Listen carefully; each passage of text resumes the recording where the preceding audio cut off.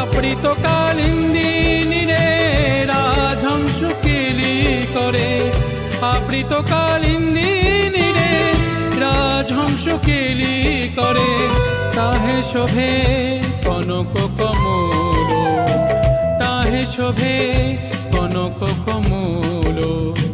বৃন্দাবন রম্য স্থান দীপ চিন্তামণি ধাম, রতনম ধীর মনোহর।